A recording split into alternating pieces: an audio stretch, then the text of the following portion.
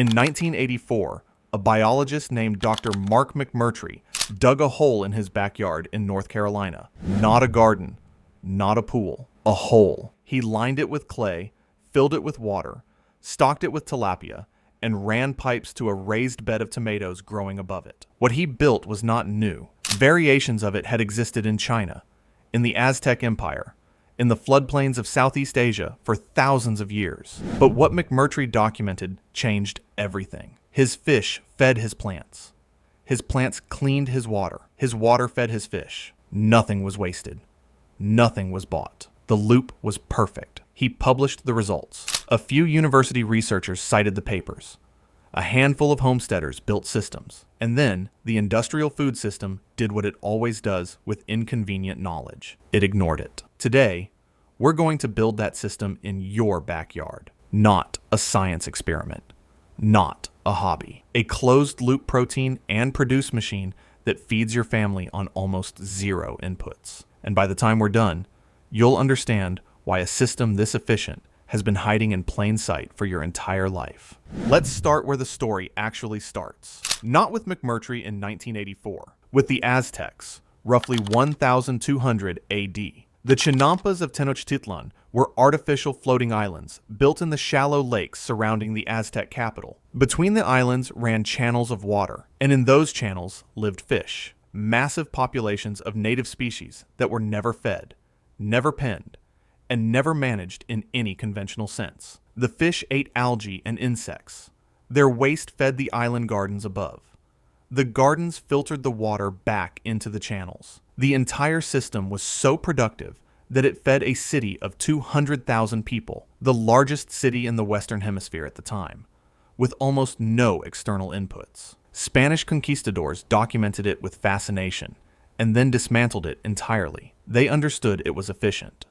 They did not understand why. And since it did not fit their model of what agriculture looked like, rows of crops, fields of livestock, they replaced it with cattle and corn. Across the Pacific, the same loop had been running in China since the Han Dynasty. Fish ponds paired with mulberry trees. The trees fed silkworms. Silkworm waste fed the fish. Fish pond mud fertilized the trees. The whole cycle moved in one direction: productivity, with almost no waste. Provincial governments documented these systems in agricultural records stretching back over 1,000 years. The 20th century killed both traditions in the same way. Industrialization made it faster, cheaper, and easier to buy a bag of fish pellets or a bag of fertilizer than to understand why your fish and your plants should live together. The loop was broken on purpose, one purchase at a time, until most people alive today have never once seen a system where fish and food grow from the same water. What McMurtry rediscovered in that North Carolina backyard, and what modern aquaponics researchers have since validated across hundreds of controlled studies, is that the loop is not a trick. It is not a niche hobby for preppers and permaculture enthusiasts. It is the most resource-efficient food production system human beings have ever invented. Here's why. Conventional farming operates in one direction. You put inputs in, seeds, feed, fertilizer, water, and you get outputs out. Every step leaks. Fertilizer runs off into waterways. Fish feed decomposes and produces ammonia that kills the fish. Irrigation water evaporates. The system is a conveyor belt, not a cycle. Aquaponics is a cycle. In a functioning aquaponics system, there are 3 living actors working in permanent negotiation with each other. The first actor is the fish. Fish eat. Fish produce waste, and that waste, primarily ammonia, is one of the most nitrogen-dense substances on Earth. In a conventional fish tank, ammonia accumulates until it poisons the fish. It's why fish tanks smell terrible. It's why fish farmers have to constantly change water or dose with chemicals. The ammonia is the problem. In an aquaponics system, the ammonia is not the problem. It is the entire point. The second actor is bacteria. Nitrifying bacteria, specifically Nitrosomonas and Nitrobacter, colonize every wet surface in your system within the first few weeks of operation. These bacteria convert ammonia into nitrites, and then nitrites into nitrates. Nitrates are not toxic to fish in normal concentrations, but nitrates are exactly what plants need to grow. The third actor is the plants. Plant roots suspended in or flooded by that nitrate-rich water absorb the nutrients directly. No soil, no fertilizer. The roots act as the kidney of the system, stripping nitrogen from the water until the water is clean enough to return to the fish, which it then does. That's the loop. Fish feed bacteria. Bacteria feed plants. Plants clean water for fish. The productivity numbers that come out of this cycle are the reason industrial agriculture hopes you never look too closely. Research published by the Food and Agriculture Organization found that aquaponics systems can produce the same yield as conventional soil farming using up to 90% less water because virtually nothing evaporates or runs off. It circulates. University studies on small-scale backyard systems have documented 50 to 100 pounds of fish, plus hundreds of pounds of vegetables from setups smaller than a parking space per year, with no soil, minimal electricity, and almost no purchased inputs after setup. The system does not get tired. It does not need to lie fallow. It does not erode.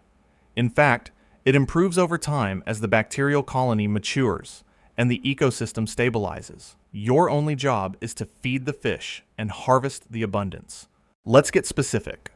We are building a family-scale system, something that produces meaningful food, not a science project. Here's what that looks like physically. You need 3 components: a fish tank, a grow bed, and a pump. The fish tank is where your protein lives.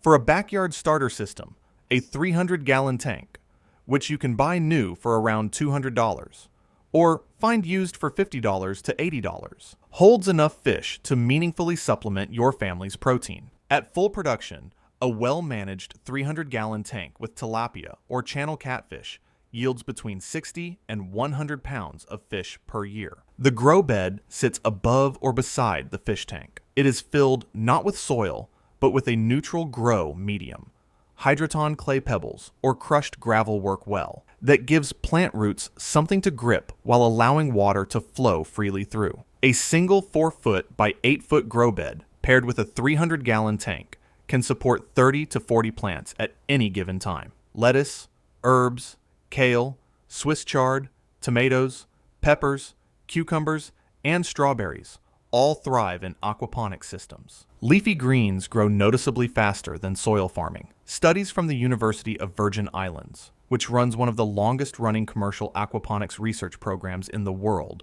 have documented lettuce growing to harvest size in 28 days compared to 45 to 60 days in soil. The pump moves water from the fish tank up to the grow bed. It floods the grow bed on a timer, typically 15 minutes on, 45 minutes off, allowing roots to access both water and oxygen. The water drains back to the fish tank by gravity. You need no plumbing expertise. The entire mechanical setup is a single submersible pump, a timer, and drain back pipes. Total setup cost for a system that genuinely feeds a family, $400 to $700, depending on whether you buy new or source-used components. A fraction of what a chest freezer full of beef costs. And the chest freezer doesn't grow back. Here's how you build it. Step 1.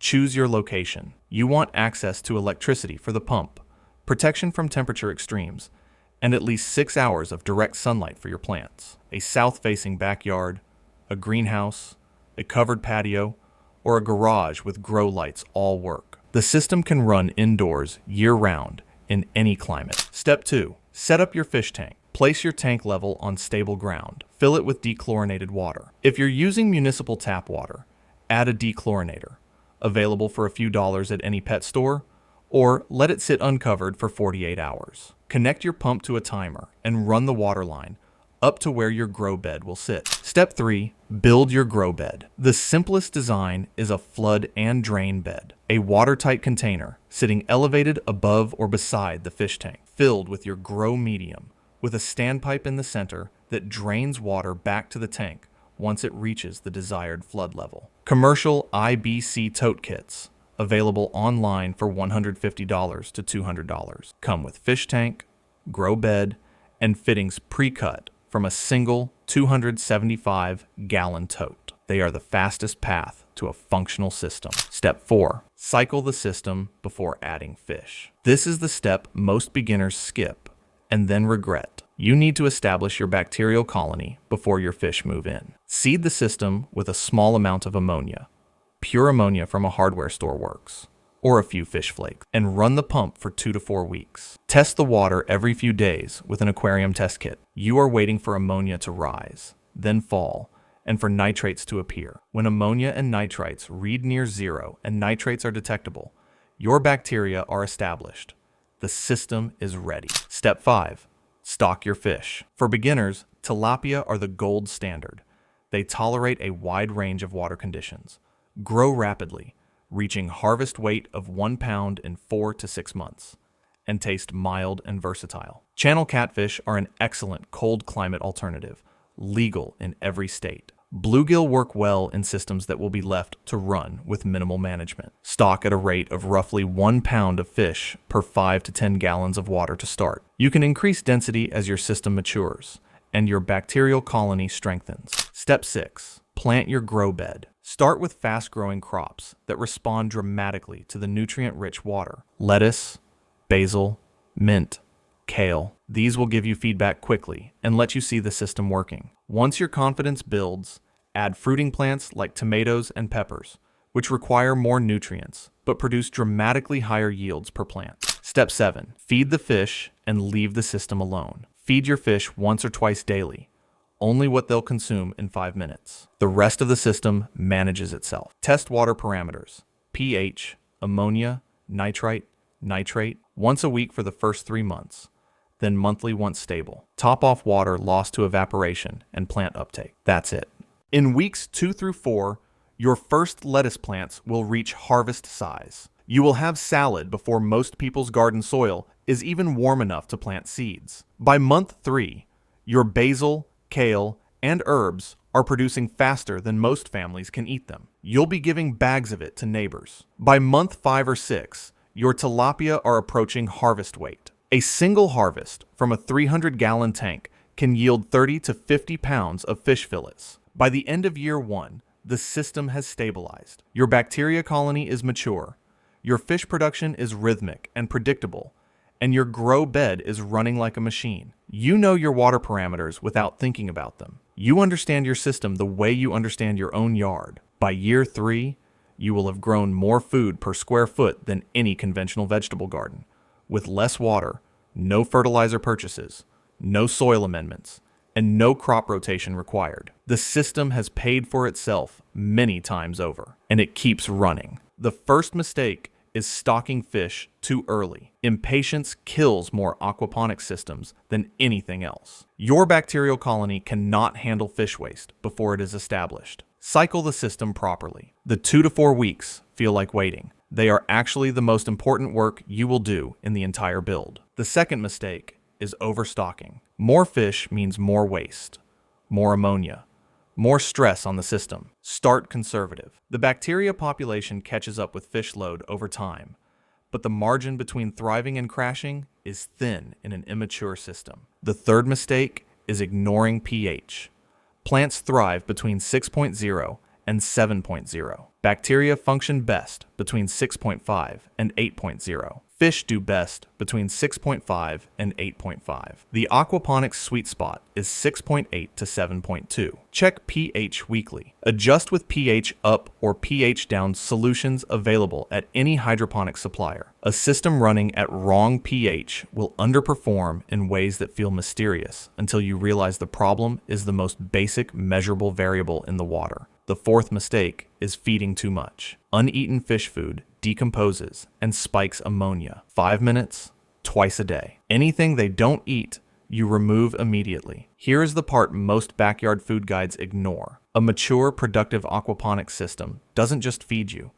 It produces surplus that people will pay for. Microgreens grown in aquaponics system water, which is far more nutrient dense than hydroponic water. Sell at farmers markets for $4 to $6 per small tray. Specialty lettuce varieties like Butterhead and Oakleaf command $3 to $5 per head at premium grocers and farm direct markets. Fresh tilapia fillets sold directly to neighbors or local restaurants fetch $6 to $10 per pound. Fresh herbs, basil, mint, cilantro, are among the highest margin items at any farmer's market And in an aquaponics system, they grow almost faster than you can harvest them. Researchers studying small-scale urban aquaponics operations in the United States have documented annual revenues of $3,000 to $10,000 from backyard systems smaller than 500 square feet, operating part-time with no hired labor. That is not a side hustle. That is a meaningful financial contribution from a closed system in your backyard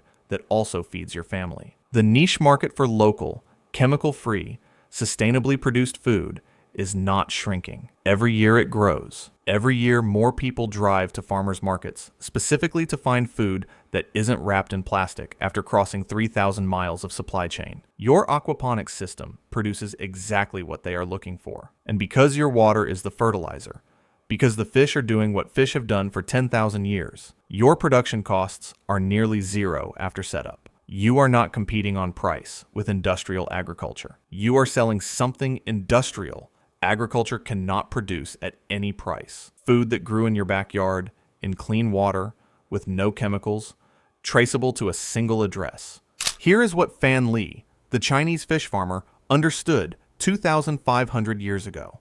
What the Aztec engineers of Tenochtitlan understood. What McMurtry was trying to tell us in 1984. A closed-loop food system is not a farming strategy. It is a relationship with biology. You are not working against nature to extract food. You are arranging conditions so that nature produces food automatically. The fish want to eat. The bacteria want to convert waste. The plants want to grow. You are simply the person who put them in the same room and made sure the water flows the right direction. The result of that arrangement is something that cannot be replicated by any industrial system, not because of ideology, because of physics. The loop is closed. Every input cycles back as an output. There is no waste to buy your way out of, no inputs to keep purchasing, no external dependencies to manage. The system feeds itself. 10 years from now, your neighbors will be watching grocery prices climb, watching supply chains strain under weather events, fuel costs, and geopolitical instability they can't control and can't predict. They will buy another chest freezer and fill it while they still can. You will walk into your backyard. You will feed your fish. You will harvest lettuce for dinner. You will check the water, which is clean, because it is always clean. And you will feel the thing that no amount of money can reliably buy. Stability, competence, a system that works because you built it to work. The knowledge is here. The biology has been waiting. The fish are ready.